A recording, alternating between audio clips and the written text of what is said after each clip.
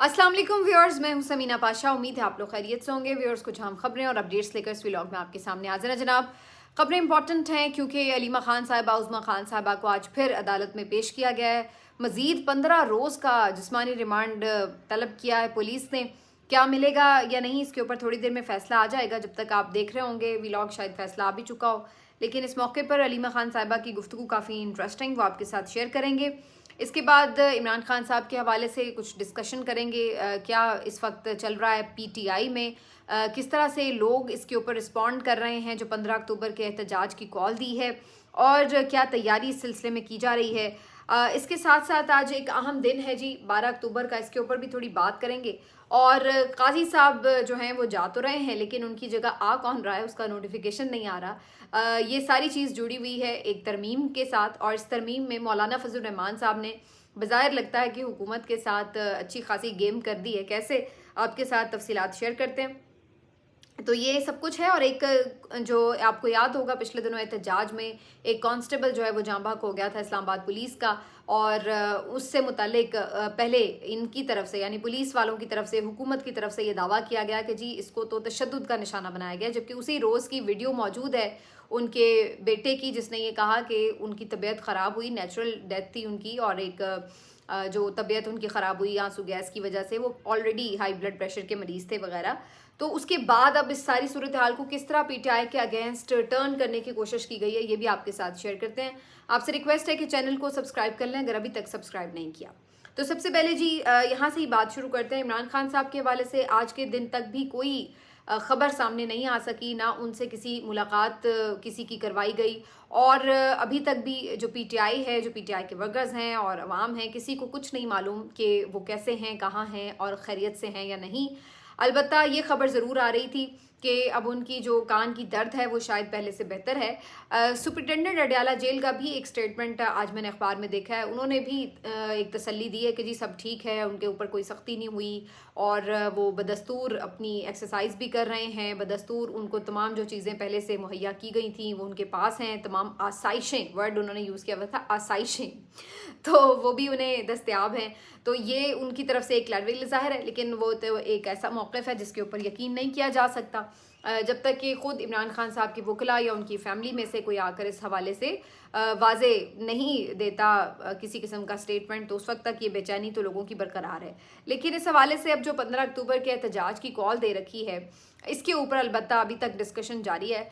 ये हैरत अंगेज़ बात है कि अभी तक इस हवाले से अली अमीन गंडापुर साहब ने कोई किसी किस्म का स्टेटमेंट नहीं दिया है। ना उन्होंने ये कहा है कि जी वो बिल्कुल एहतजाज को इस दफ़ा लीड करेंगे और क्या सोच रहे हैं वो। हत्ता कि उन्होंने तो ये तक डिमांड नहीं की है कि इमरान खान साहब से उनकी मुलाकात करवा दी जाए। बहैसियत वज़ीर आला उनको सियासी कमेटी ने भी ये मशवरा दिया है कि वो इस सिलसिले में वफाकी हुकूमत से बात करें और अपने लिए कोई रास्ता निकालें ताकि इमरान खान साहब से मुलाकात कर सकें। लेकिन अली अमीन गंडापुर साहब ने हैरत अंगेज़ तौर पर इस सारे मामले पर एक खामोशी इख्तियार की हुई है, और ना वो इमरान खान साहब की सेहत से मुतालिक कुछ डिमांड करें हुकूमत से, ना ही उन्होंने जो एहतजाज की कॉल दी इसके हवाले से कोई स्टेटमेंट जारी किया है। तो ये बड़ा अजीब मामला है कि आखिर क्या वजह है कि अली अमीन इसके ऊपर बिल्कुल खामोश हैं, जबकि वो तो वज़ीर आला है, कुछ ना कुछ उनके पास पावर्स भी हैं, कुछ उनका रास्ता भी एक बहरहाल खुला हुआ है इस हुकूमत के साथ। अभी पिछले दिनों ये जो खैबर जरगा है उसके हवाले से मोहसिन नकवी साहब और बाकी जो उनके लोग थे वो वहाँ पर मौजूद थे, गवर्नर वगैरह। तो अगर वो इस मामले के ऊपर उनसे बात कर सकते हैं तो इमरान खान साहब के साथ मुलाकात के हवाले से भी बात की जा सकती है, क्योंकि अब ये बात तो तयशुदा है कि अदालतें बंद होने की वजह से ज़ाहिर है कि अभी अदालत से तो मज़ीद प्रोसीड नहीं किया जा सकता। तो यही एक ऑप्शन बचता है कि इस हवाले से अली अमीन कुछ किरदार अदा करे, या फिर एहतजाज की कॉल से खौफजदा होकर अगर ख़ुद हुकूमत इस बात का कोई सोल्यूशन निकाल ले तो वो एक ऑप्शन हो सकता है। लेकिन फ़िलहाल इन दोनों में से कोई भी जो चीज़ है वो वाज़े तौर पर नज़र नहीं आ रही। पीटीआई अपनी जगह एहतजाज की कॉल पर खड़ी हुई है, बरकरार है उसकी वो कॉल, और वो कह रही है कारकुनों को तैयारी करें। आज नौरीन खानम साहिबा का भी स्टेटमेंट पीटीआई ऑफिशियल के अकाउंट से जारी किया गया, जिसमें वो सबको दावत दे रही हैं कि एहतजाज के लिए डी चौक पहुँचें। दूसरी तरफ हुकूमत भी फ़िलहाल सिर्फ धमकियाँ लगाने पर इत्तफाक कर रही है, और जो हुकूमत के करीबी सहाफ़ी हैं वो आके बता रहे हैं कि जी डंडे पड़ेंगे और हथकड़ियाँ लगेंगी और ये हो जाएगा वो हो जाएगा। भाई तो वो पहले कौन सा उनको डंडे नहीं पड़ रहे और पहले कौन सा उनको हथकड़ियाँ नहीं लग रही, तो मज़ीद उनको आप इस तरह की चीज़ें से आकर अगर डरा भी रहे हैं तो उससे उन्हें क्या फ़र्क पड़ रहा है। दूसरी बात, जैसे मैंने पहले कहा कि इसका तो बहुत ही आसान सा एक हल है जो खुद हुकूमत के पास है कि आप 10 मिनट की इमरान खान साहब से मुलाकात करा दें किसी एक बंदे की, ताकि उनकी तसल्ली हो जाए और बात ख़त्म, ये हिजान सारा खुद ब खुद ख़त्म हो जाएगा। लेकिन बज़ाहिर हुकूमत खुद ही इस सारे मामले के ऊपर कोई ऐसी चीज़ ज़रूर है जिसके ऊपर पर्दा डाला हुआ है और इस वजह से ये मुलाकात नहीं करवाई जा रही।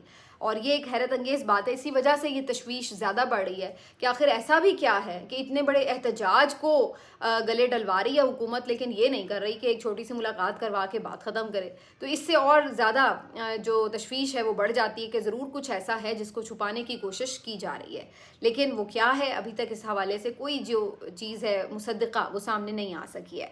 बाकी आप उनको डरा रहे हैं कि जी एहतजाज में ये हो जाएगा वो हो जाएगा, तो जिन्होंने आना होता है वो पहले भी आ गए थे, उन्हें पहले भी पता था उनके साथ क्या होना है, उन्हें अब भी पता है, लेकिन वो फिर भी आ जाते हैं। तो अभी बल्कि मैं ये आज देख रही थी कि आईनी तरमीम के लिए नंबर्स पूरे करने हैं, एक अजीब तगोदो है, उसके लिए मुख्तलिफ लोगों को निशाना बनाया जा रहा है, कुछ MNAs के बिजनेस सील किए गए हैं, कुछ के घरों के ऊपर छापे पड़ रहे हैं, किसी के ऊपर तशद्दुद हो रहा है, किसी को कुछ कहा जा रहा है। तो एक अजीब हुकूमत ने गदर मचाया हुआ है। अब ये हाजी इम्तियाज़ साहब हैं, ये मंडी बहाउद्दीन से MNA हैं, और आपको याद होगा पिछले दिनों भी इनको उठा लिया गया था और फिर बाद में काफ़ी दिन लापता रहे, जिसके बाद फिर एक गिरफ्तारी शो की गई एंटी करप्शन की।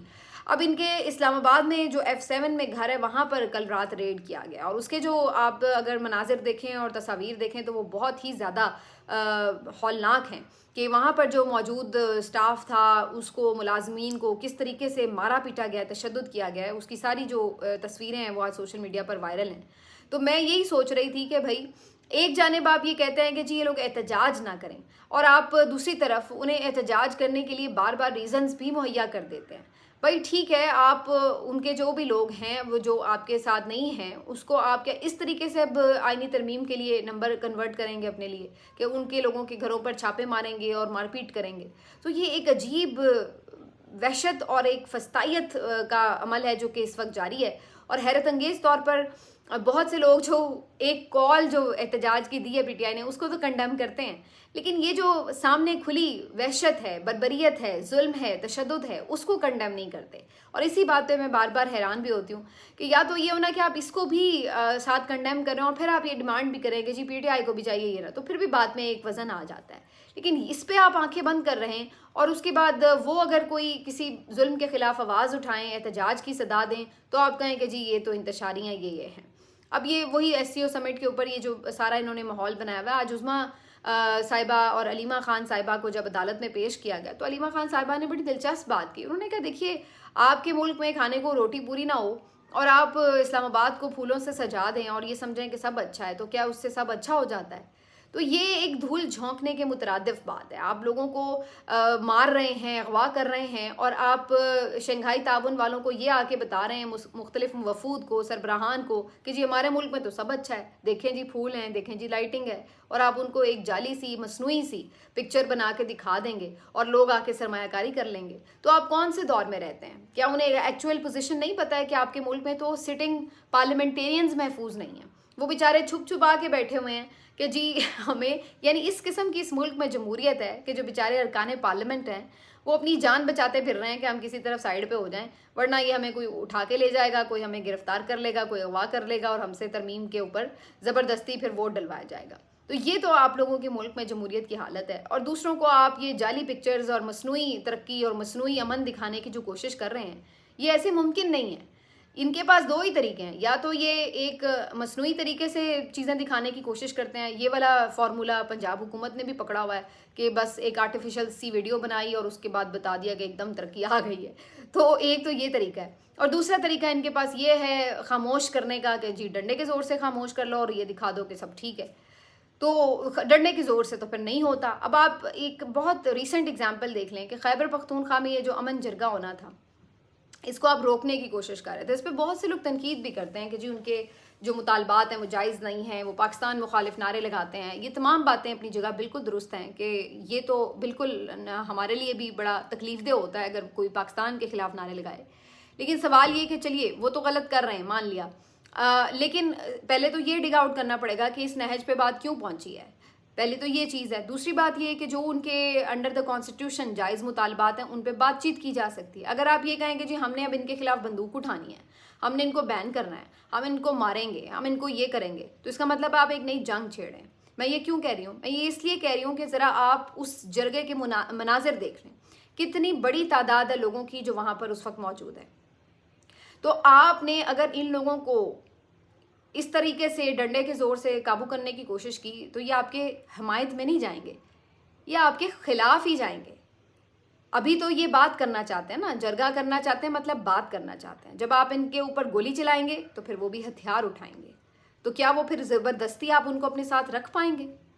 तो ऐसा नहीं होता। जो आपके जायज़ उनके मुतालबात हैं आपको सुनने पड़ेंगे, और उसके ऊपर जो भी एक निगोसिएशंस हो सकती है उनको इंगेज करके ही की जा सकती है। लेकिन अगर आप ये कहें कि हम फायर कर देंगे, हम जरगा ही नहीं करने देंगे, तो वो भी फिर हथियार उठा लेंगे। उससे क्या मुल्क में बहुत अमन हो जाएगा? तो जो रियासत है उसको बड़ा वुसअत का मुजाहरा करना पड़ता है। बाज़-औक़ात आपको कुछ चीज़ें नहीं पसंद आ रही होती, हमें भी नहीं आ रही, लेकिन हमें फिर भी ग्रेटर इंटरेस्ट में बहुत कुछ बर्दाश्त करना पड़ रहा होता है, और हमें बातचीत उन लोगों से भी करनी पड़ती है जो हमें नहीं पसंद होते, जिससे हमारा बहुत शदीद इख्तिलाफ हो सकता है। यही सूरत हाल यहाँ पर है। अब आपने उन्हें जरगा करने दिया, अब बातचीत हुई, अब कुछ ना कुछ उसका मजीद आगे अली अमीन गंडापुर को ही फोकल पर्सन उसमें बनाया गया जो उनसे फर्दर इंगेज करेंगे। देखेंगे कि वो क्या उनकी जायज़ बातें हैं जो पूरी की जा सकती हैं, कौन सी नाजायज़ हैं जिसके ऊपर नहीं किया जा सकता। बैठेंगे, उन्हें समझाएंगे, दलील का जवाब दलील से ही दिया जा सकता है। लेकिन अगर आप दलील का जवाब गोली से देंगे तो फिर जवाब में अगला भी बंदा गोली उठा सकता है। फिर अगर वो उठाएगा तो फिर आप कहेंगे ये दहशतगर्द है। फिर उसके बाद एक ना ख़त्म होने वाली अनएंडिंग वॉर जो है वो स्टार्ट हो जाती है, और ये हम ऑलरेडी देख चुके हैं, कई दफ़ा देख चुके हैं। तो ये सूरत हाल है। लेकिन ये इस वक्त जो एक ही पता नहीं, जो जितने भी यहाँ पे मुशीर हैं, बस उनके पास एक ही मशवरा होता है कि डंडे मारो, पकड़ धकड़ कर लो, गोली चला दो, ये कर दो, वो कर दो। तो वो इस वजह से हर वक्त जो है वो रियासत एक डंडे के साथ चलाने की कोशिश की जाती है। इसी तरह की बातों में जी आईनी तरमीम की भी आपको बात सुना दें। मौलाना साहब जो है उन्होंने कल फिर से एक प्रेस कॉन्फ्रेंस की, उसमें ऐलान कर दिया था कि जी अगर हमने जो हुकूमत का ड्राफ्ट था उसकी हिमायत करनी होती तो फिर हम उस वक्त ही तरमीम में जाके वोट दे देते और साथ दे देते। वो हमारे लिए काबिल कबूल नहीं है, नहीं है, नहीं है, इसीलिए हमने उस वक्त भी वोट नहीं दिया, और वो आज भी हमारे लिए उसी तरह नाकाबिल कबूल है जो हुकूमत चाहती है। अलबत्ता जो मौलाना ने अपना एक ड्राफ्ट बनाया है वो उन्होंने आज ज़रूर हुकूमत के हवाले भी कर दिया है, उसकी एक कॉपी पीटीआई को भी दे दी है, और कहा है कि इसके ऊपर देख लें, अगर सब इसके ऊपर कोई कंसेंसस डेवलप कर सकते हैं तो बात जो है वो फिर आगे बढ़ सकती है। अब इस सिलसिले में बड़ी इंटरेस्टिंग बात है कि मौलाना ने उसमें कोई आईनी अदालत अलग से सजेस्ट नहीं की है, बल्कि मौलाना ने वहाँ पर आईनी बेंच की बात की है। और अगर आप कुछ दिन पहले मेरा व्लॉग देखें तो मैंने आपको यही बात बताई थी कि मौलाना ने उसमें आईनी बेंच के हवाले से तजवीज़ दी है कि उसमें जो टॉप 5 जजेस हैं उनके ऊपर मुश्तमिल एक आईनी बेंच बनाया जा सकता है, और बाकी जजेस की थोड़ी आप तादाद बढ़ा लें ताकि आपके जो केसेस का एक बर्डन है वो कम हो और ज़्यादा केसेस जल्दी से सुने जा सके, ज़्यादा लोग इंगेज कर लें, तो ये एक पॉसिबल ऑप्शन हो सकती है। लेकिन अभी भी हुकूमत की कोशिश ये है कि किसी तरह मौलाना को इस वाले पॉइंट पे कम से कम ज़रूर अग्री कर लिया जाए कि जिसमें जो चीफ जस्टिस की अपॉइंटमेंट है वो हुकूमत के अपने हाथ में आ जाए। यानी ये कम से कम मौलाना मान लें, आईनी अदालत अगर अलग से नहीं भी बन रही तो मौलाना ये ज़रूर मान लें कि जी पहले 3 या 4 या 5 जजेस का एक पैनल आ जाए, उसमें से कोई एक चीफ जस्टिस बना दिया जाए। तो मंसूर अली शाह साहब के हवाले से इसका मतलब है हुकूमत अभी भी क्लियर नहीं है, और वो ये समझते हैं कि अगर मंसूर अली शाह साहब को चीफ जस्टिस बनाना है सुप्रीम कोर्ट का तो उस सूरत में फिर एक आईनी अदालत अलग से बन जाए। अगर आईनी अदालत अलग से नहीं बन सकती और आईनी बेंच बनाना है तो उस सूरत में मंसूर अली शाह साहब को चीफ जस्टिस ही ना बनाया जाए, फिर चीफ जस्टिस वो बनाया जाए जो कि हुकूमत के कंट्रोल में हो। तो अब ये इनकी कोशिश ये है कि अगर आईनी बेंच के ऊपर बात जाती है तो फिर दूसरी गेम करके जो बेंचेस बनाने का इख्तियार है, जो चीफ जस्टिस लगाने का इख्तियार है, वो हुकूमत अपने हाथ में लेना चाहती है। अब मौलाना उसमें कितनी इनको लचक दिखा सकते हैं ये एक अलग बात है। फ़िलहाल मुझे इसमें भी कोई ख़ास कामयाब होती नज़र नहीं आ रही हुकूमत, और फ़िलहाल मुझे नहीं नज़र आ रहा कि इस सिलसिले में कोई पेशरफ्त हो सकती है। तो मौलाना ने अच्छी इनके साथ वैसे गेम किया, ख़ुद चले थे कि आईनी तरमीम करने, और मौलाना की 6-7 सीटों से ही अब लगता है कि अगर कोई कुछ करना भी चाहता है तो वो उस पे कंसेंसस डेवलप होगा जो मौलाना चाह रहे हैं, चाहे वो उनके नंबर 6 ही क्यों ना हो। तो ये एक इंटरेस्टिंग सियासत खेली है मौलाना ने, जो कि ज़ाहिर है इस वक्त काफ़ी पजीराई भी हासिल कर रहे हैं। लेकिन दूसरी तरफ काजी साहब जाने से पहले भी भरपूर कोशिशें कर रहे हैं कि जो आखिरी काम तक वो कर सकते हैं वो कर जाएं। जैसे मैंने आपको भले के निशान के हवाले से उस दिन बताया था, उसकी नजरसानी ज़बरदस्ती लगा के बैठ गए हैं। और दूसरी तरफ अब उन्होंने एक नया कारनामा ये किया है कि ये जो आइनी तरमीम रोकने के हवाले से मुख्तलिफ कोर्ट्स में, हाई कोर्ट्स में भी लगवाई गई हैं, दरख्वास्तें दायर की गई हैं, तो इधर सुप्रीम कोर्ट में भी दायर की गई थी। अच्छा, अब इसमें बड़ी इंटरेस्टिंग बात है, बहुत से लोग इस पर तनकीद कर रहे थे कि कोई भी हाई कोर्ट कैसे ये कह सकता है कि जी आप आइनी तरमीम ना करें, ये तो पार्लियामेंट का इस्तेकाक है। तो इस पर उन्होंने जो तरमीम के लिए दरख्वास्त दायर की है वो ये नहीं कहा कि इन्हें रोक दें और ये कर ना सकें, उन्होंने सिर्फ ये कहा है कि भाई आप मुसव्वदा पब्लिक कर दें। और ये बहरहाल अवाम का भी हक है, पार्लियामेंटेरियन का भी हक है कि जिसके ऊपर तरमीम होने जा रही है कम अज़ कम वो निकात सामने आ सकें और उसके ऊपर एक कंसेंसस इत्तफाक राय बिल्ड हो सके। तो उसके लिए तो दरख्वास्त की जा सकती है, क्योंकि ये तो पार्लियामेंटेरियंस का हक है कि जिस पे आप वोट लेना चाहते हैं कम अज़ कम उन्हें दिखाएं तो सही। तो जो हाई कोर्ट्स में मुख्तलिफ पिटिशन्स आई हैं वो इस नौयत की हैं। मुस्तफ़ा नवाज़ खोखर साहब की भी एक हाई कोर्ट में पिटिशन है, वो भी इसी नौयत की है कि मुसव्वदा पब्लिक किया जाए। मुसव्वदा क्यों नहीं पब्लिक किया जा रहा? अब जो सुप्रीम कोर्ट में पिटिशन है उसके हवाले से अभी मेरा ख्याल है कि शायद ये लोग नहीं चाहते होंगे कि ये पिटिशन अब इस तरीके से लगे, लेकिन काजी साहब आपको पता है जस्टिस अमीनुद्दीन साहब के साथ मिलकर खुद ही बेंचेस बनाए चले जा रहे हैं। तो उन्होंने एक और 3 रुकनी बेंच बनाया है जिसमें हमेशा की तरह नईम अख्तर अफगान साहब उनके साथ हैं और जस्टिस शायद बिलाल उनके साथ हैं। और इन्हीं जजेस के साथ वो आपको पता है अब सिर्फ बैठते हैं, बाकी जो सीनियर जजेस हैं वो तो उनको ना बिठाते हैं अपने साथ और ना काजी साहब उनके साथ बैठते हैं। और इन्होंने ये जो आइनी तरमीम वाली पिटिशन है इसको अपने सामने फिक्स कर लिया हेयरिंग के लिए 17 अक्टूबर को, यानी कि गोया अब आखिरी हरबे के तौर पर हो सकता है कि काजी साहब ये भी कोशिश करें कि इस हवाले से कोई भी ऑर्डर जारी कर दें कि जी कोई नहीं रोका जा सकता और बिल्कुल आप करें आइनी तरमीम। तो बिल्कुल ये इस बात के लिए भी सहूलतकारी आखिर तक भी काजी साहब कर सकते हैं।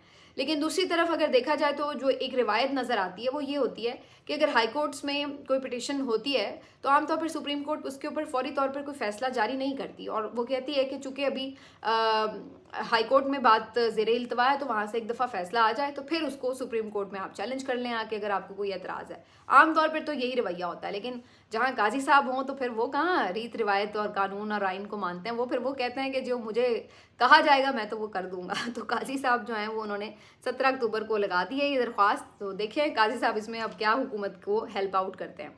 आखिर में थोड़ी ये बात ज़रूर करूँगी कि जी कांस्टेबल जो एक शहीद हो गया था इस्लामाबाद में, जाँ बहक हो गए थे इनफैक्ट, लेकिन वो सारी गेम को भी हुकूमत ने पीटीआई के खाते में डालने की कोशिश की। उस वक्त भी इन्होंने प्रेस कॉन्फ्रेंस करके कहा कि जी ये बंदा तो पीटीआई के तशद्दुद की वजह से हलाक हुआ है, शहीद हुआ है। लेकिन उस वक्त उनके जो बच्चे थे उन्होंने आके बता दी कहानी कि जी ऐसा कोई बात नहीं है कि कोई मारा पीटा गया, बल्कि उनकी तबीयत वैसे ही ख़राब थी। उसके बाद जनाब अब 1 हफ्ते के बाद इन्होंने उन बेचारे लड़कों को दोनों को बिठा के एक जाली सी वीडियो बनवाई है और वो वीडियो में बेचारे कह रहे हैं कि जी सीटी स्कैन की रिपोर्ट बाद में आई तो तब हमने देखा तो हमें पता चला कि ओहो ये तो अब्बू के सर पे चोट भी लगी थी और इस तरह से था। तो वो एक फैब्रिकेटेड सी वीडियो बनवा के इन्होंने उनसे ये बयान दिलवाया है, सिर्फ मकसद अगेन वही कि एक और कत्ल का केस भी गले डाल दिया जाए। तो ये इस तरह की चीज़ें इतनी तरीके से बनाते हैं, जैसे मैंने आपको बताया कि कुछ दिन पहले इन्होंने वीडियोस बनाई हुई थी हमें मफलर डाल के कारकुनों की, जो हम तो पीटीआई के कारकुन हैं अब हमें पता लग गया है ये तो इंतशारी है और ये वो इतना जाली काम करते हैं। मेरा ख्याल है ये जितने भी डायरेक्टर्स वगैरह ना इनको थोड़ा सा या तो इनके कोई मतलब बेहतर इम्प्रूवमेंट करवाएं, कोई बेहतर लोग लेके आएँ जो कम अज़ कम इतनी घटिया अदाकारी ना करें और इस तरह घटिया फिल्म मेकिंग ना करें, तो वो फौरी पकड़े जाते हैं। और दूसरा फिर आप या फिर इनकी कुछ थोड़ा से इनकी ट्रेनिंग करें, थोड़े पैसे वैसे इनके बढ़ाएं ताकि ये जाली काम इतनी आसानी से पकड़ा ना जाए, अगर यही करना है आपने, क्योंकि ये चीज़ें तो पकड़ी जाती हैं बड़ी आसानी से। मिलते हैं आपसे अगले वीडियो में, अपना ख्याल रखिए, अल्लाह हाफ़िज़।